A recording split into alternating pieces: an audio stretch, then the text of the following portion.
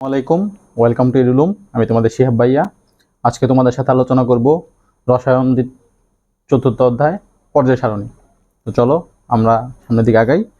দেখো, পর্যায় সারণী আমরা কোন অর্থে ব্যবহার করি বা পর্যায় সারণীর কথাটা বলার সাথে সাথে আমাদের মাথায় কি ঘুরপাক খাচ্ছে? আমাদের মাথায় ঘুরপাক খাচ্ছে সেটাই কি, অনেকগুলো মৌল সিরিয়াল ওয়াইজ সাজানো থাকে, কি কার কি বৈশিষ্ট্য সেটা সম্পর্কে জানা। অ্যাকচুয়ালি তাই, পর্যায় সারণী উদ্ভব হয়েছে এই জন্যই, কারণ আগে মানুষ যখন একটা বিষয় নিয়ে গবেষণা করতো বা কোনো একটা মৌল নিয়ে গবেষণা করতো, তাদের আচরণ থাকতো এক এক রকম, বুঝছো? তো যখন দেখলো যে এদের আচরণ এক এক রকমের জন্য অনেক রকম দুর্ঘটনা ঘটে, যেমন সোডিয়াম যদি তুমি পানিতে দাও আগুন ধরে যাবে, এটা যদি পর্যায় সারণী না আবিষ্কৃত হইতো সেক্ষেত্রে তুমি সেটা জানতে পারতা না। তো এই ব্যাপারগুলো জানার জন্যই মূলত পর্যায় সারণীর উৎপত্তি। এখন পর্যায় সারণী তো উৎপত্তি হয়েছে এমনি এমনি হয় নাই, অবশ্যই কিছু গবেষণা করা লাগছে, কিছু ইতিহাস আছে, সেই ইতিহাস ব্যতীত তো কখনোই কিছু আবিষ্কার হয় না, তাই তো? তো আমাদের প্রথমে সেই ইতিহাসটাই জানতে হবে। তো চলো আমরা সামনের দিকে যাই। ইতিহাসের প্রথমে যদি আমরা দেখি, সেটা হলো 1789 সাল। সর্বপ্রথম পর্যায় সারণী নিয়ে সমস্যা ফেস করছে কে? 1789 সালে ল্যাবয়সিয়ে। ঠিক আছে, কে সমস্যা ফেস করছে? ল্যাবয়সিয়ে প্রথম সমস্যা ফেস করলো। কি নিয়ে জানো? সমস্যা ফেস করলো, সে যে মৌলগুলা পাইছে সেগুলোকে দুই ভাগে ভাগ করলো। কি কি? ধাতু, অধাতু। এখন সে কিভাবে এটা বের করলো বলো, বা কিভাবে সে সমস্যা ফেস করলো? সে কাজ করতেছিল অক্সিজেন, নাইট্রোজেন, সালফার, ফসফরাস, তারপরে তোমার জিঙ্ক, এই মৌলগুলো নিয়ে যখন সে কাজ করতেছিল, তখন দেখলো যে এক এক জনের চরিত্র এক এক রকম। হ্যাঁ, তাদের কি চরিত্র ভিন্ন ভিন্ন, কেউ ধাতব দেখায়, কেউ অধাতব ধর্ম দেখায়। তো সে কি করলো, সে যখন সমস্যাটা ফেস করলো তখন সে বললো কি, যে মৌলগুলো কি করা উচিত, ধাতু এবং অধাতু দুই ধর্মে তাদের ভাগ করলো। এবং তাদের বললো কি, যে প্রত্যেকটা মৌলিক পদার্থ, অবশ্যই এগুলো মৌলিক পদার্থ, কারণ এরা কি থাকে, এদের যে নিজস্ব অবস্থা সে অবস্থায় থাকে, কোনো সংকর নাই। ঠিক আছে, কি করে একটা নির্দিষ্ট ভাগে থাকে, ধাতুগুলো এক ভাগে থাকে, অধাতুগুলো এক ভাগে থাকে। সেইটুকু গবেষণা করে সেটা এটুকু বের করলো, ধাতু অধাতু। এখন ভাইয়া প্রশ্ন আসতে পারে, দুটো নতুন কথা আসছে, যেহেতু সে করছে কাকে নিয়ে? ধাতু নিয়ে। আর কাকে নিয়ে? অধাতু নিয়ে। এখন ধাতু কাদের বলে? বলো ভাইয়া, বলো। জানা আছে? ধাতু হইলো তারাই যাদের মধ্যে কি হয়, কারেন্ট ফ্লো হয়। ঠিক আছে, কারেন্ট ফ্লো হয়। আর অধাতুর মধ্যে কি হয় না, কারেন্ট ফ্লো হয় না।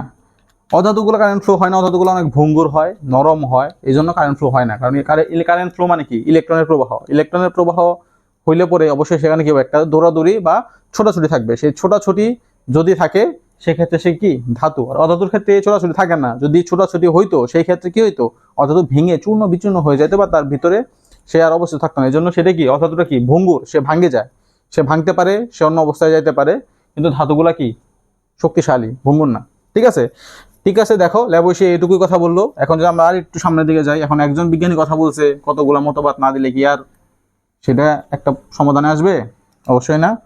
আমরা যদি আর একটু সামনের দিকে যাই, একটু সালটা বাড়াই, দেখো কত, 1829 সাল। 1829 সালে কি আসলো বেটা ডোবে রায়নার। কে আসলো? ডোবে রায়নার। ডোবে রায়নার এসে কি বলতেছে জানো? ডোবে রায়নার এসে বললো, দেখলো যে তিনটা করে মৌলিক পদার্থ। কয়টা করে পদার্থ? তিনটা করে মৌলিক পদার্থের চারিত্রিক বৈশিষ্ট্য প্রায় সেম। এখন এই তিনটা করে যে মৌলিক পদার্থ আছে, সেটার মধ্যে দেখলো যে তিনটাকে যদি তুমি একবারে মৌল সাজাও, ধরো 1 নাম্বার মৌল নিলা, 2 নাম্বার মৌল নিলা, 3 নাম্বার মৌল নিলা। এখন ডবে লাইনার দেখাইলো যে এই 1 নাম্বার আর 3 নাম্বার মৌল, এদের যে পারমাণবিক ভর, বুঝছো ভাইয়া, এদের যে পারমাণবিক ভর, এই পারমাণবিক ভরের যে গড়, হ্যাঁ, এদের পারমাণবিক ভরের গড়, এই গড়টা কার সমান বলো? গড়টা এই যে মাঝখানে একটা আছে 2 নাম্বার, এই 2 নাম্বারের পারমাণবিক ভরের সমান বা কাছাকাছি মানের। এটাকে আমরা কি বলতেছি? ডবে রায়নারের ত্রয়ী সূত্র। এখন এখানে আমরা একটা কি পয়েন্ট পড়ে ফেলছি, দেখো ত্রয়ী সূত্র, এটা তোমার পরীক্ষার জন্য খুবই ইম্পর্টেন্ট। এখন প্রশ্ন আসতে পারে ত্রয়ী সূত্র কে দিছে? অবশ্যই ডবে রায়নার দিছে। কি দিছে? পরপর তিনটা মৌলকে যদি তুমি সাজাও বা তিনটা মৌল চরিত্র একই রকম, তাহলে প্রথম মৌল আর তৃতীয় মৌল 3 নাম্বার মৌল এই দুই মৌলের পারমাণবিক ভরের যে গড় সেটা কি হবে ভাইয়া দ্বিতীয় মৌলের পারমাণবিক ভরের সমান বা তার কাছাকাছি মানের হবে। তো এটা সে কিভাবে প্রমাণ করলো বলো? অবশ্যই প্রমাণ করা লাগছে, সায়েন্স তো প্রমাণ চায়, প্রমাণ ছাড়া হয় নাই। সে গবেষণা করলো ক্লোরিন, ব্রোমিন, আয়োডিন নিয়ে। ঠিক আছে, এখন দেখো ক্লোরিন, ব্রোমিন, আয়োডিন নিয়ে প্রমাণ করলো, এটা তোমরা বইয়ে পড়ছো, কিন্তু কখনো তোমাদের কি প্রমাণ করতে ইচ্ছে হয়েছে? কখনোই হয় নাই, আমি শিওর তোমাদের কখনো হয় নাই। তো তোমাদের অবশ্যই কি প্রমাণ করতে হবে।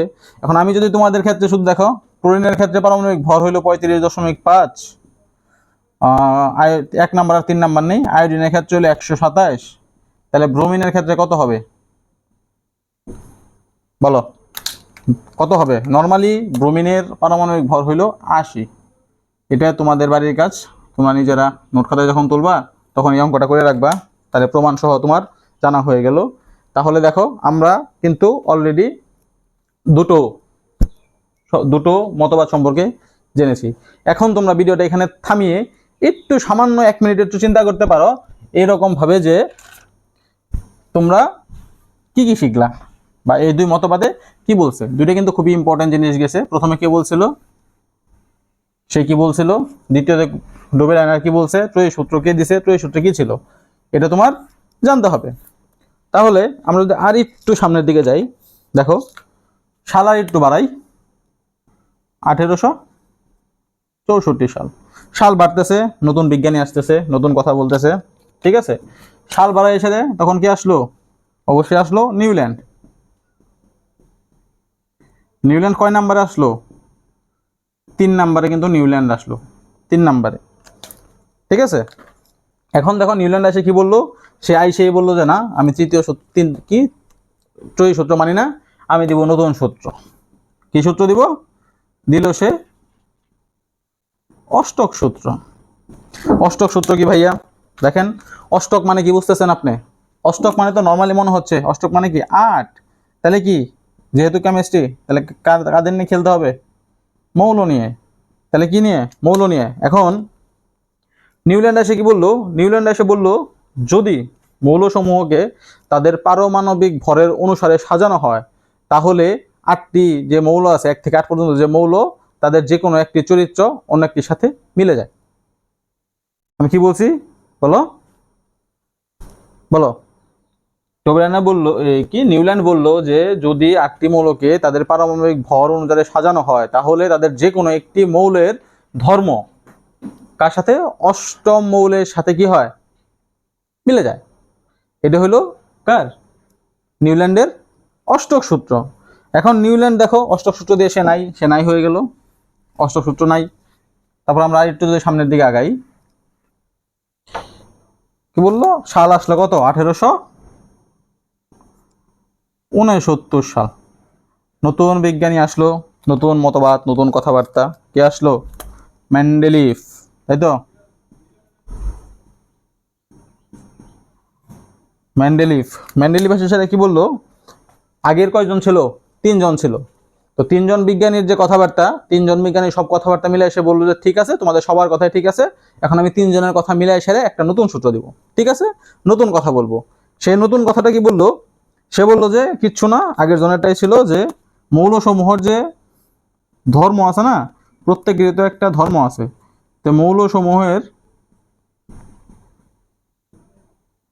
ভৌত ও রাসায়নিক ধর্ম তাদের পারমাণবিক ভর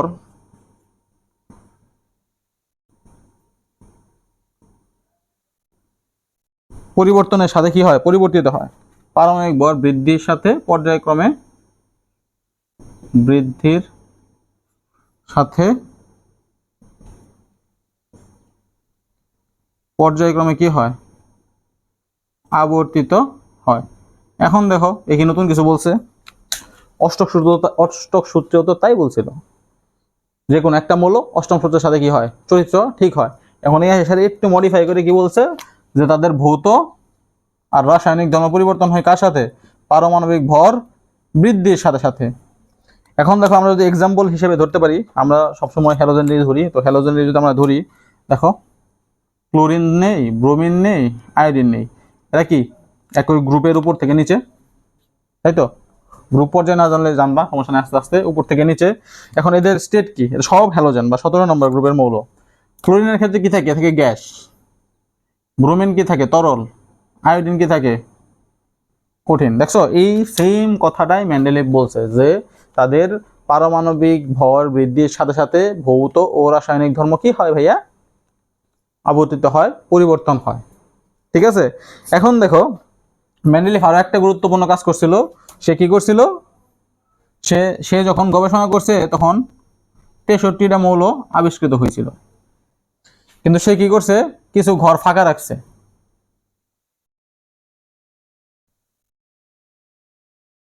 ঠিক আছে, সে কি করছে? কিছু ঘর ফাঁকা রাখছে, এই জন্য তাকে জ্যোতির্বিদ বলা হয়, বা সে ভবিষ্যৎ এরকম বলা হয়। তো এটা ঠিক না, সে কিছু ঘর ফাঁকা রাখছিল হয়তো কোনো কারণে, কিন্তু সে আর আবিষ্কার করতে পারে নাই।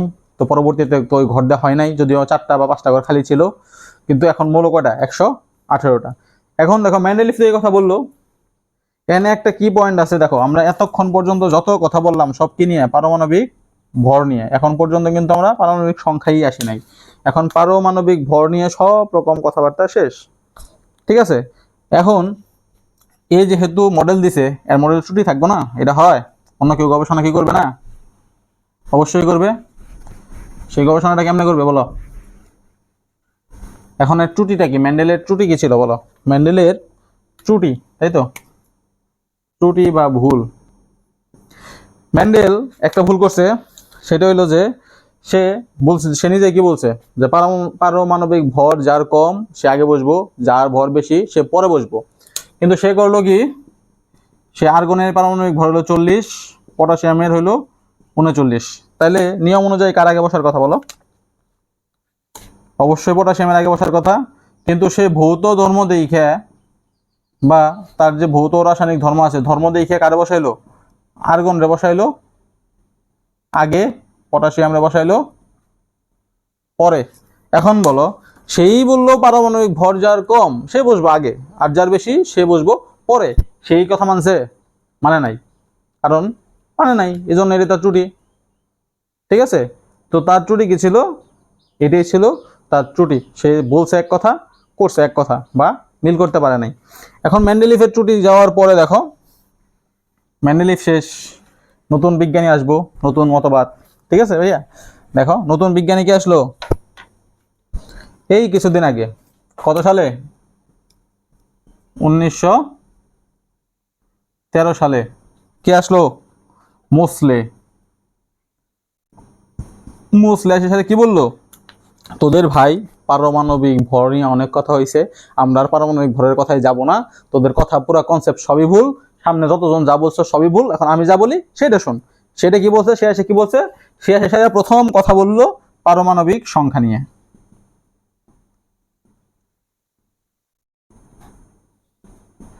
ঠিক আছে, সে এসে প্রথম কথা বললো কি নিয়ে? পারমাণবিক সংখ্যা নিয়ে।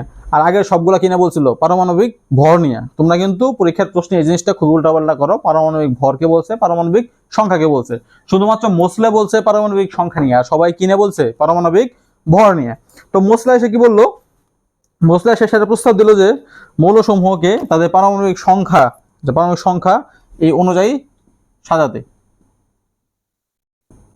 অনুযায়ী সাজাতে বললো।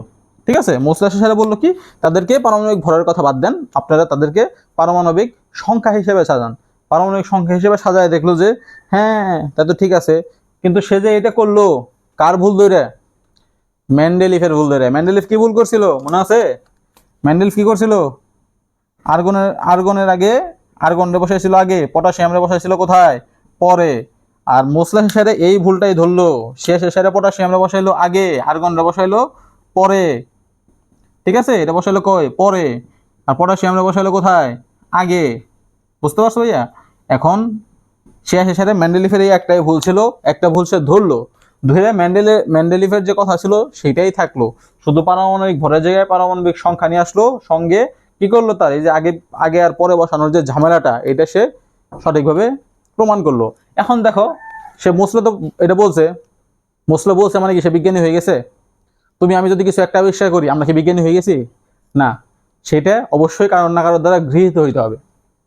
ঠিক আছে, এখন এই যে তত্ত্বটা দিল, এটা কে গ্রহণ করে কেমিস্ট্রির ক্ষেত্রে, যে হ্যাঁ এটা ঠিক আছে, তুমি এই তত্ত্বতে চালাও, বা এটা হলো সার্বজনীন স্বীকৃত, এটাকে কে গ্রহণ করে? অবশ্যই কেমিস্ট্রির একটা সংঘ আছে, সেটা কি? IUPAC। ফুল ফর্ম কি? International union of pure and applied chemistry.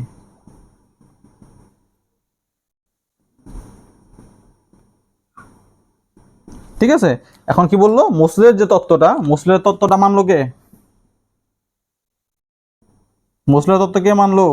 IUPAC মানলো যে হ্যাঁ মোসলে তুমি তো ঠিক বলছো, এইভাবে করলে তো হ্যাঁ সব ঠিকঠাক আছে, সব চরিত্র ঠিক আছে। তো মোসলে এসে সাথে কি করলো?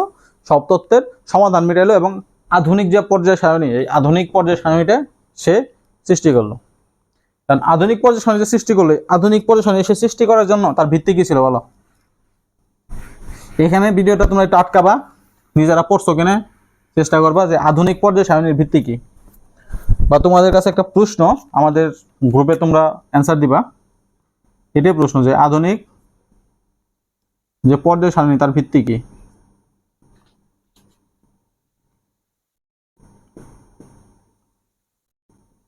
মোস্টলি যে বললো এটা কেমনে বললো, যে এর ভিত্তিটা কি, কোন ভিত্তির উপরে দাঁড়ায় সেরা সেটা বলছে।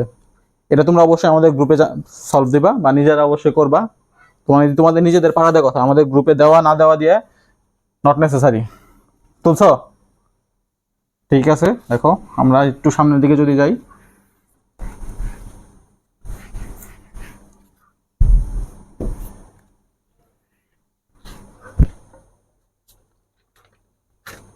এখন দেখো আমরা একটু পর্যায় সারণীর বৈশিষ্ট্যে যাব। ঠিক আছে, আমরা যদি ক্যারেক্টার বা বৈশিষ্ট্যে যাই, সেক্ষেত্রে প্রথমে আমরা কি খেয়াল করব? তার পর্যায় কতগুলা? 7টি পর্যায়, আর কি 18টি। আচ্ছা, একটা বাংলা একটা ইংরেজি হয়ে গেল, এটি বাংলা করে দেই। 7টি পর্যায়ে 18টি কি আছে? গ্রুপ আছে। এখন তোমার মনে হইতে পারে যে ভাইয়া আমি তো পর্যায় সারণী যখন পড়তে যাই তখন তো ভাইয়া আমার গ্রুপ কোনটা পর্যায় কোনটা আমি তো ধরতে পারি না, আমি তো বুঝি না। সেটারও সুন্দর উপায় আছে, আমি একটু পরে দেখাবো তোমাদের, অবশ্যই তোমরা সাথে থাকো। এখন দেখো পর্যায় সারণী, তো এখানে যদি আমি একটা পর্যায় সারণী চিন্তা করি, এই পাশে অবশ্যই 1 বসে, কত পর্যন্ত? 18টা গ্রুপ, এই পর্যন্ত 18 বসে, তাহলে বামে কি কত নাম্বার গ্রুপ থাকে? সবার বামে কয় নাম্বার গ্রুপ থাকে? বামে থাকে 1 নং গ্রুপ। আর ডানে কতটুকু থাকে? সবার ডানে কত থাকে? 18 নম্বর গ্রুপ। এটা বুঝতে পারছো? হ্যাঁ, এখন দেখবা একটা পর্যায় সারণী যখন তোমরা লক্ষ্য করবা, তখন দেখবা নিচে 2টা গ্রুপ আছে, সারণীর নিচে একদম নিচে 2টা গ্রুপ থাকে। ঠিক আছে, এদেরকে কি বলা হয়? 2টা সারি থাকে, এদের কি বলে? একটা হলো ল্যান্থানাইট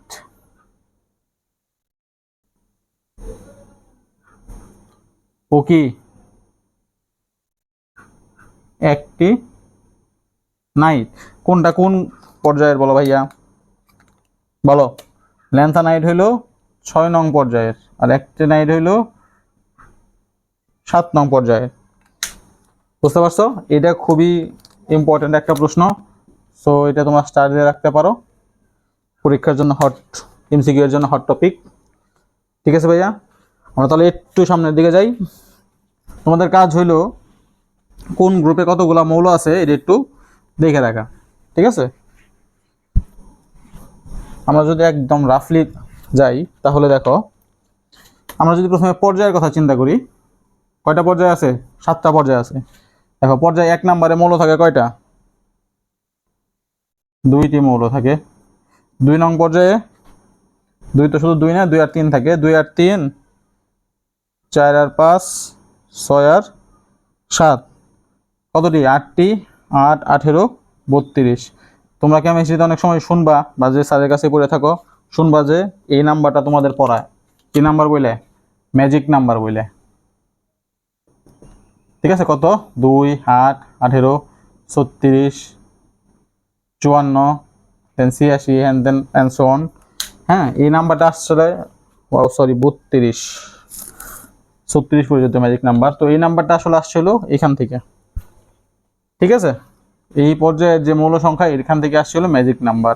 ম্যাজিক নাম্বার আহামরি কিছু না, ঠিক আছে। দেখো আমরা যাই একটু সামনের দিকে যাই, দেখি এখন দিকে একটু গ্রুপের দিকে যাই নাকি। পর্যায়ে তো বললাম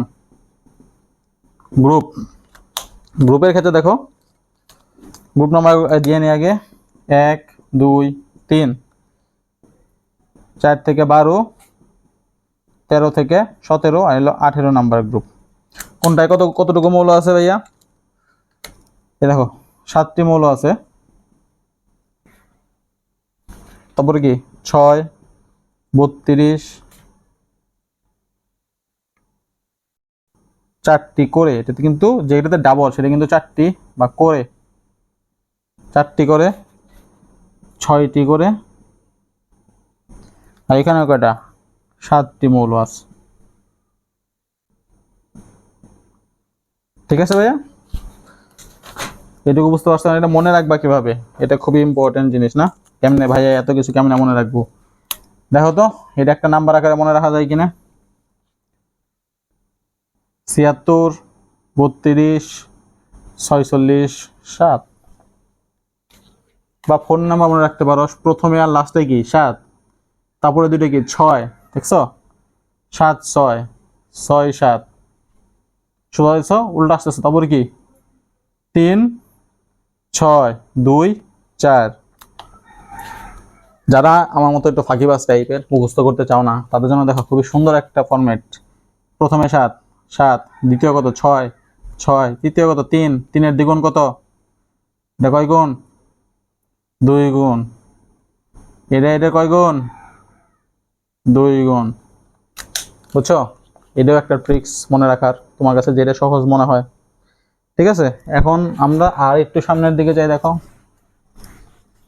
এখন তোমাদের কাছে প্রশ্ন হইলো ল্যান্থানাইট আর অ্যাক্টিনাইট গ্রুপে কয়টা করে মৌল আছে এবং মৌল নাম্বার কত, এটা তোমরা বাড়ির কাজ করবা। ল্যান্থানাইট আর হইল অ্যাক্টিনাইট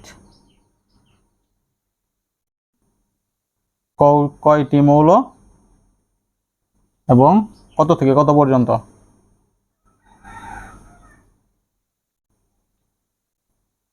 ঠিক আছে ভাইয়া, এটা তুমি নিজে করিবা, এটা পরীক্ষায় আসিতে পারে, বুঝতে পারছো। এখন দেখো আমরা আমাদের একদম শেষ অংশে যাই, শেষ টপিকে। সেটা কি, প্রথমে দেখো আমরা একটা কথা বলছিলাম, কি কথা বলছিলাম ভাইয়া? প্রথম বিজ্ঞানী কে ছিল যে তত্ত্ব দিয়েছিল? কে ছিল বলো? কে ছিল? ল্যাবোইশিয়ে ছিল। সে কি বলছিল? ধাতু ও কি অধাতু নিয়ে সে কি করছিল, সমস্যা মনে করেছিল। এখন আমরা পড়বো ধাতু ও অধাতু জিনিসটা কি। প্রথমে আমি যেমন বললাম ধাতুতে কি হয়, কারেন্ট ফ্লো হয়, কারেন্ট ফ্লো। অধাতুতে কি হয়, কারেন্ট ফ্লো হয় না। কিন্তু এটা তো আমরা যখন প্র্যাকটিক্যালি করবো তখন বুঝবো। তোমার যদি প্রশ্ন করে মৌল দিয়ে বলছে কোনটা ধাতু, সেক্ষেত্রে কি একই পর্যায়ের যখন বাম থেকে কোন দিকে যাবা, বাম থেকে ডানে গেলে কি হয়, অধাতব ধর্ম কি হয়, বৃদ্ধি পায়। তাইলে বলো এখানে যদি আমি 1 থেকে শুরু করি 18 পর্যন্ত, তাহলে 1 কি সবচেয়ে শক্তিশালী ধাতু, আর 18 বা 17 কি, 18 তো নিষ্ক্রিয়, 17 কি সবচেয়ে শক্তিশালী অধাতু, বুঝছো। এটা হলো নর্মাল ফর্মুলা। এখন যদি মাঝখানে গুলো দিয়ে দেয়, স্ক্যান্ডিয়াম, টাইটানিয়াম, ভ্যান্ডিয়াম, ফেরাস। এখন তো হাই হাই রে কাজ সারছে ভাই, এগুলো কেমনে করবো? এগুলো তো মাঝখানের গুলা কনফিউজিং, পরীক্ষায় ভুল করে আসিবা। এটার জন্য খুবই সহজ এবং সুন্দর একটা ট্রিক্স আছে। আজ পর্যন্ত তোমরা দেখছো কিনা আমার জানা নাই, আশা করি দেখো নাই, কারণ দেখার কথাও না, আমি নিজেও জানতাম না বা পড়ি নাই কখনো, ঠিক আছে। সেই ক্ষেত্রে জিনিসটা কি দেখো, সবসময় কি থাকবে, রাজশাহীর আম থাকবে। যদি রাজশাহীর আম থাকে নামের সাথে, তাহলে সেটা কি? ধাতু। বুঝতে পারছো ভাইয়া? কেমন ভাইয়া উদাহরণ দেন। আচ্ছা দিই, দেখো কি, সোডিয়াম আম আছে, তাহলে ধাতু। ক্লোরিন আম আছে, নাই, ধাতু না। ম্যাগনেসিয়াম, ক্যালসিয়াম, পটাশিয়াম, শেষে আম আছে, ম্যাগনেসিয়াম, ক্যালসিয়ামের আম আছে, পটাশিয়ামের আম আছে, আছে, তাহলে এগুলো কি? সব কি? ধাতু। স্ক্যান্ডিয়াম আম আছে, তাহলে কি? ধাতু। ঠিক আছে, এখন তো ঠিক আছে ভাইয়া, ধাতু অধাতু তো বুঝলা। এখন তো আমি যদি প্রশ্ন করি বা টিচার যদি একটু টাফ প্রশ্ন করে, সে এগুলো দিল না, সে কি দিবে? সে দিল সিলভার। কি দিছে? সিলভার। এটা কি ধাতু? আই হাই, প্রশ্ন তো কমন পড়ে নাই, এটা তো ধাতু না, তাই তো? ধাতু না। জি না ভাইয়া, আপনি ভুল। এটা অবশ্যই ধাতু। কারণ দেখেন, আমরা এটা বাংলায় সবসময় বলছি সিলভার, কিন্তু এটা আসলে কি? আর যে টাম, আর যে দাম। এই যে দেখেন, এখানে আম আছে, রাজশাহীর আম আছে, আম আছে, তাহলে এটা কি? অবশ্যই কি? ধাতু। এরকম কি হতে পারে আর বলেন? দেখেন, লেট, এটা আমরা কি বলি? প্লামবাম হবে ইংরেজি নাম, প্লামবাম। আম আছে, আছে, তাহলে এটা কি? ধাতু। তারপরে কি পড়ি আমরা? হাইড্রোজিরাম বা মার্কারি পড়ি, তাই তো? হাইডার, হাইড্রোজিরাম না, GYRUM। আম আছে, অবশ্যই আছে ভাইয়া। তাহলে এগুলো কি? ধাতু। সবসময় বাংলা নামে শেষে যে ধাতু হবে এরকম না, তার অরিজিনাল যে নাম সে নাম দিয়ে দিতে পারে। তোমাদের 9-10 জন্য এই তিনটার বাহিরে দেওয়ার কথা না, দিলেই কঠিন যদি করে এই তিনটার মধ্য থেকেই দিবে, ধাতু অধাতু কোনটা। আর নর্মালি তোমাদের 1 থেকে যে 30 পর্যন্ত মৌল আছে, এগুলো সব তোমাদের কি করতে হবে? মুখস্থ অবশ্যই করতে হবে। এই 1 থেকে 30-এর মধ্যেই দেওয়ার সম্ভাবনা বেশি। এর বাইরে দেওয়ার বেশি বলতে এর মধ্যেই দিবে, এর বাইরে থেকে দিবে না। কিন্তু যদি সামহাও ধাতু ও অধাতু থেকে প্রশ্ন করে, আরজেটাম, প্লাম্বাম, হাইড্রোজিরাম দিতেই পারে। ঠিক আছে ভাইয়া, আজকে এই পর্যন্তই থাক। তোমাদের যদি কোনো সমস্যা থাকে, সমস্যা অবশ্যই জানাবা। এবং আমাদের একটা পেজ আছে, ঠিক আছে? এই যে দেখো এখানে লেখা আছে ইডুলুম, তোমরা পেজে অ্যাড হয়ে যাবা এবং পেজে লাইক দিয়ে রাখবা। গ্রুপ আছে, গ্রুপে আমরা রেগুলার লাইভ ক্লাস নেব, সেখানে অ্যাড হয়ে যাবা, লাইভ ক্লাসে জয়েন করবা। তোমরা তোমাদের সমস্যাগুলো নিয়ে অবশ্যই আমাদের সাথে ডিসকাস করবা। আশা করি তোমরা অনেক কিছু শিখতে পারছো, নতুন কিছু ছিল, পুরান কিছু ছিল, এবং এর যে ইতিহাস যত ছোট করে বলা সম্ভব সহজ করে আমি বলার চেষ্টা করেছি। সকলে ভালো থাকো, সুস্থ থাকো। পরবর্তী ক্লাসের করার জন্য আমন্ত্রণ জানিয়ে আজকে এখানে শেষ করছি। আসসালামু আলাইকুম।